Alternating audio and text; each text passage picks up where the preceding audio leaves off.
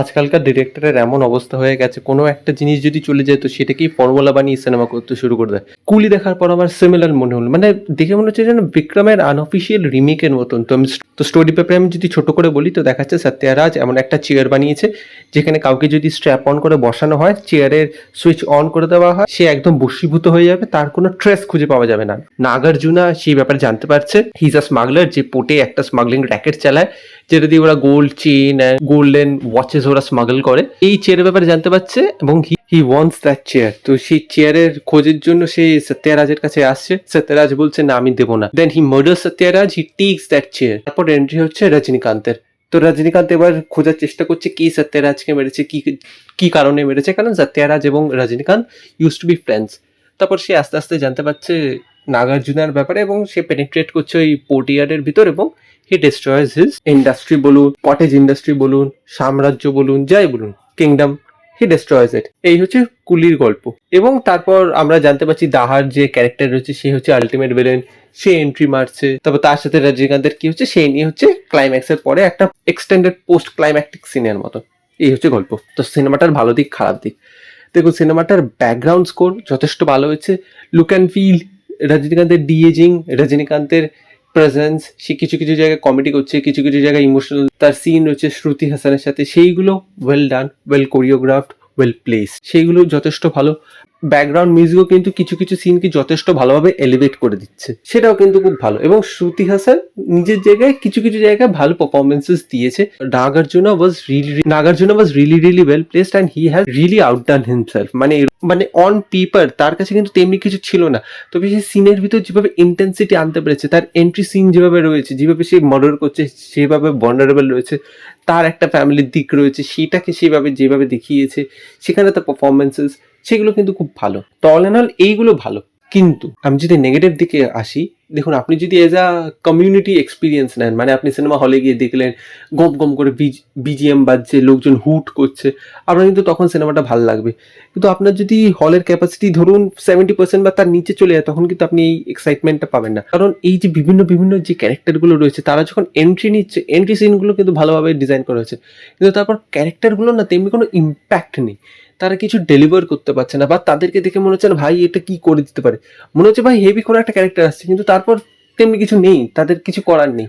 আপনি দেখুন উপেন্দ্র, সেই সিন বা সেই যে সেগমেন্টটা রয়েছে যেখানে উপেন্দ্র এন্ট্রি করবে রজনীকান্তকে হেল্প করার জন্য দুবারই, ফ্ল্যাশব্যাকে রিয়েল টাইমে যেটা রয়েছে প্রেজেন্ট টাইম লাইনে, সেখানে দেখুন রাইটিংটা উপেন্দ্রের এন্ট্রিটা যেভাবে হচ্ছে সেটা দেখে আপনি হাই পাচ্ছে যে আরে তা কি এন্ট্রি করেছে, এন্ট্রিটা হয়ে গেল, তারপর কিন্তু সেই জিনিসটা কিছু নেই।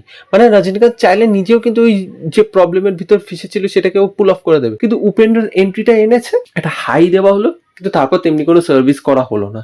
সিমিলারলি নাগার্জুনার যে ক্যারেক্টারটা রয়েছে সেটা এতটা উইক ভিলেন, মানে সে খুংখার, কেন খুংখার, কি কারণে খুংখার আপনি সেটাকে দেখান। বিজয় সেতুপতির যেরকম দেখাচ্ছে যে একটা জায়গা, একটা বস্তির মতন রয়েছে এবং সেখানে তারই একচ্ছত্র অধিপত্য, এখানে তেমনি ভাবে দেখাতেই পারলো না। বরঞ্চ তার যে সাকরেত রয়েছে, যে মনিকায় ডান্স করেছে, আমি তার নামটা বারবার ভুলে যাই, যাই হোক, he did a really good, তার অ্যাঙ্গেলটা যথেষ্ট ভালো, তার পারফরমেন্সেস অনেক ভালো, কিন্তু নাগার্জুনা ক্যারেক্টারটাকে তেমনি ভালোভাবে ওয়েল এস্টাবলিশ করতেই পারেনি। এবং লোকেশ কানাকরাজ এই যে ক্যামিও করে চালিয়ে যাচ্ছে, এটা যে কতটা ডেট্রিমেন্টাল তার জন্য আমি কি বলবো। মানে এর থেকে Leo Master was a much better movie. এখানে না ইমোশনাল কাজ করেছে, না কোথাও থ্রিল কাজ করেছে, রজনীকান্ত এবং বিজিএম দিয়ে আপনাকে বার করতে হবে। মাস মুভি হিসেবে it's a below mediocre movie. মানে এতটা বেশি ওভারহাইপড হয়ে গেছে সিনেমাটা, তেমনি ডেলিভারি করতে পারলো না। So I was really disappointed. এবং আমির খানকে হাফ প্যান্ট পরেই এন্ট্রি করছে। মানে ভাবুন, আপনাকে দেখাচ্ছে যে আমির খান হেভি কেউ একজন আসবে, মানে মুখে পাইপ দিয়ে এন্ট্রি মারছে, দেখে মনে হচ্ছে যে হেভি কোনো একটা অ্যাকশন সিকোয়েন্স হবে, হাফ প্যান্টে আসছে সে, তারপর সে কমেডি করছে। রিয়েলি আপনি ভাবছেন এটা দেখে আমি ইম্প্যাক্ট পাচ্ছি এরকম? এবং কয়েকদিন আগে একটা ইন্টারভিউ হয়েছিল, সেখানে বলেছিল যে রজনীকান্ত নাকি বলেছে এটা থালাপাতি হয়ে গেছে। মানে এটা লোকেশ কানাকরাজের মুভি বলে অনেকে খিস্তিঙামারি করছে না, অন্য কেউ যদি বানাতো না, এটা ওই মার্টিনের মতন এটাকে লোকজন ট্রোল করে দিত আরেকটু হলে। লোকেশ কানাকরাজ বলে অত বাজেভাবে ট্রোল হচ্ছে না রজনীকান্ত আর লোকেশ কানাকরাজকে লোকজন ভালোবাসে বলে, নাহলে এটা মার্টিন লেভেলের হয়ে যেত।